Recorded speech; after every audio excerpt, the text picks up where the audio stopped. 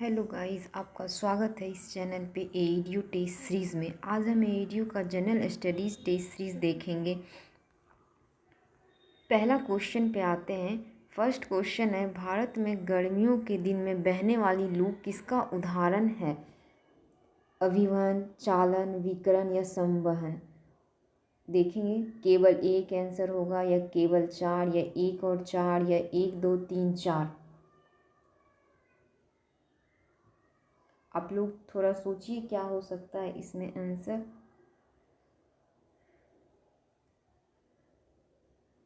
इसमें होगा एक और चार,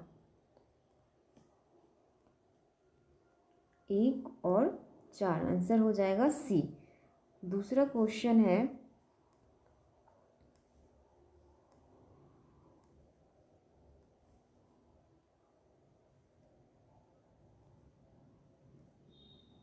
अब हम लोग आएंगे दूसरे क्वेश्चन पे।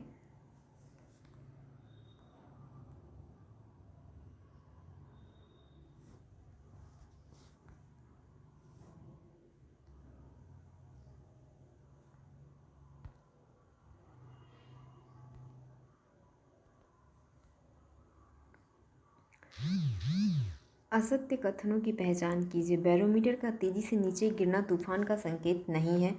बैरोमीटर का पहले गिरना तथा बाद में धीरे धीरे बढ़ना वर्षा का संकेत है। बैरोमीटर का तेजी से नीचे गिरना वर्षा का संकेत है। बैरोमीटर का तेजी से नीचे गिरना तूफान का संकेत है। क्या हो जाएगा इसमें? एक या दो या एक तीन, दो चार या एक तीन चार। तो इसमें हो जाएगा आपका एक और तीन, एक और तीन। तो ऑप्शन हो जाएगा आपका आंसर बी। क्वेश्चन नंबर 3 है, गिबली क्या है?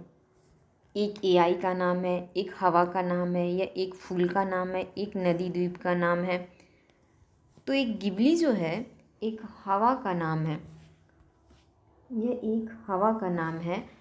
गिबली उत्तरी अफ्रीका, लीबिया की एक गर्म हवा, शुष्क रेगिस्तान हवा है जो सहारा से भूमध्य सागर की दिशा में बहती है। यह सहारा मरुस्थल या अन्य हवाओं जैसे सिरकों के समान है। अब क्वेश्चन नंबर 4 पे आते हैं। निम्नलिखित कथनों पर विचार कीजिए। कथन 1, कुटंग तकनीकी से धान की खेती की जाती है। धमरा बंदरगाह जो आंध्र प्रदेश में है, ओलिवियल रीडियल कछुआ का प्राकृतिक घर है। भारत में सर्वाधिक ज्वारा भाटा के बीच वाला स्थान प्रायद्वीपीय है, गोपालपुर जो कि ओडिशा में है। खेरामत बर्ड सेंचुरी अवस्थित है। उपयुक्त में से क्या करना है? सत्य कथन की पहचान करनी है हमें। तो इसमें से सत्य कथन आपका हो जाएगा एक और दो। तो एक और दो किस में आ गया? बी में। तो हमारा आंसर हो जाएगा बी, क्योंकि यहाँ पे सत्य पूछ रहा है, तो सत्य पूछ रहा है तो हो जाएगा बी हमारा आंसर।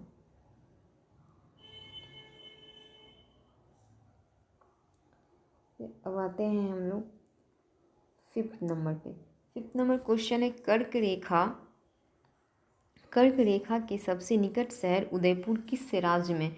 ये तो सबसे आसान क्वेश्चन है। इसका आंसर हो जाएगा आपका राजस्थान। इसमें तो ज़्यादा एक्सप्लेन की ज़रूरत नहीं है। क्वेश्चन नंबर से, नदी और परियोजना मतलब कौन सी नदी किस परियोजना से मिलती है?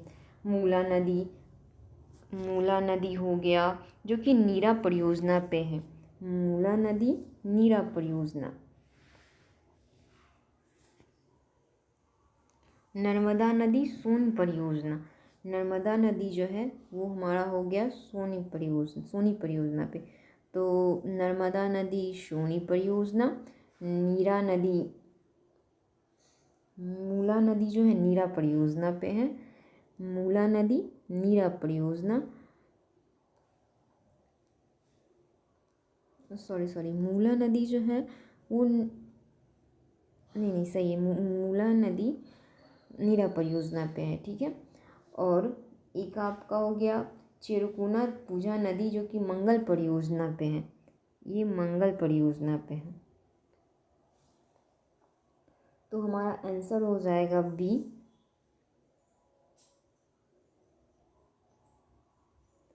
पीएम ग्राम सड़क योजना की शुरुआत की गई थी? कब की गई थी? दिसंबर 2001 में, नवंबर 2005 में।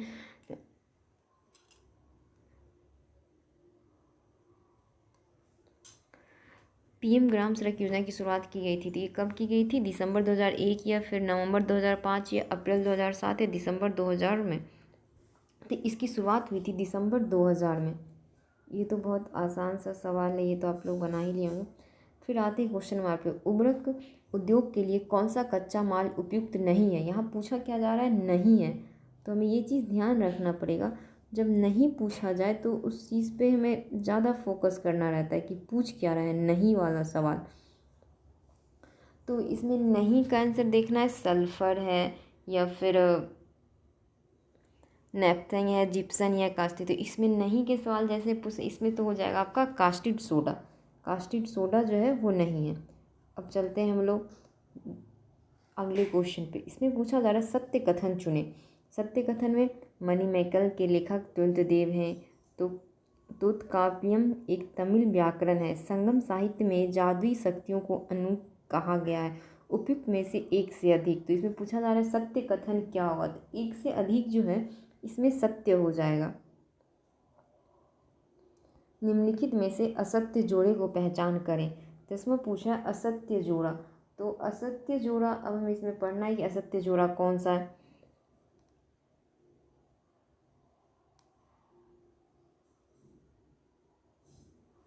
इसमें असत्य जो है वो आपका डी हो जाएगा, क्योंकि भारत धर्म महामंडलम ख रामबाई के द्वारा नहीं लिखा गया। ये भारत धर्म महामंडल की स्थापना हरि नारायण औपक्त जो कि 1887 में की गई थी। फिर आते हैं क्वेश्चन नंबर 11 पे। 11 कथन एक है, 1947 में इंग्लैंड सम्राट जॉर्ज पंचम था। फिर करण आर, जॉर्ज पंचम भारत का अंतिम सम्राट तथा कॉमनवेल्थ नेशन का प्रथम प्रधान था। इसमें से कथन ए सही और जो करण आर की सही व्याख्या करता है, या फिर कथन ए गलत है परंतु कारण आर सही है। कथन ए और आर दोनों सही है, या फिर कथन ए और कारण आर दोनों सही है परंतु कथन ए करण आर की सही व्याख्या नहीं करता। तो इसमें क्या हो जाएगा आपका कथन, इसमें आंसर हो जाएगा सी, कथन ए और दोनों सही है। आगे चलते हैं हम लोग, निम्न में से सही मेल को चुनने। यहाँ अब हमें सही कथन को चुनना है।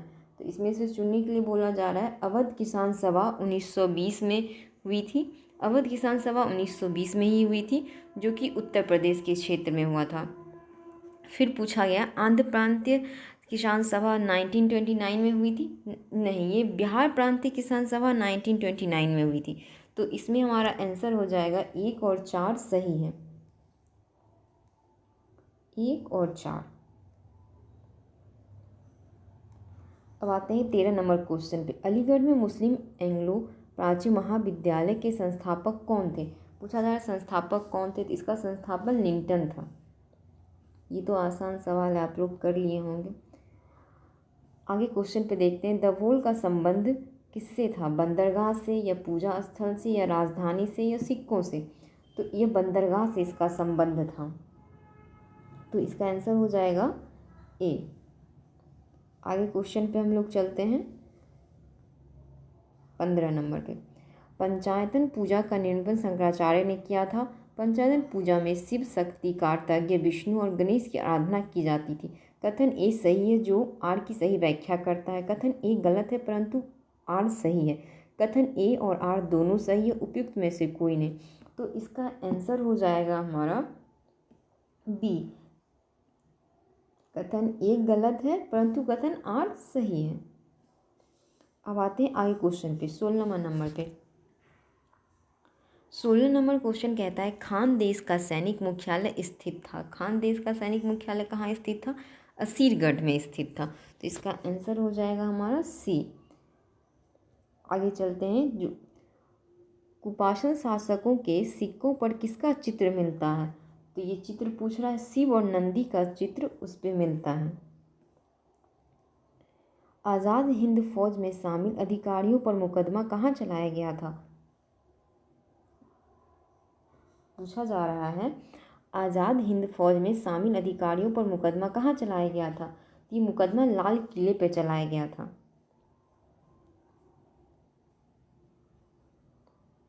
मोहम्मद सादिक ईरानी यात्री किसके दरबार में आया था? ये आया था जहांगीर के दरबार में। तुगलक काल में बिहार का महत्वपूर्ण शासक कौन था? तुगलक काल के बारे में पूछ रहा है तो इसमें मलिक इब्राहिम होगा। तुगलक काल में जो था बिहार का शासक था। आगे आते हैं। बोस-आइंस्टाइन कंडेंसर की गतिज ऊर्जा का मानक होता है अत्यधिक निम्न होता है। इसमें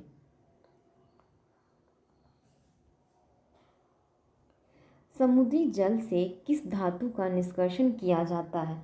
पूछा जा रहा है समुद्री जल से किस धातु का निष्कर्षण किया जाता है? कर्नल लाइट होगा इसका आंसर। हमने अभी तक 22 क्वेश्चन का किया। अगर आपको ये क्वेश्चंस टेस्ट के PDF और उसके एनालिसिस आगे भी चाहिए तो आप हमारे चैनल को लाइक, सब्सक्राइब और शेयर करें। Thank you.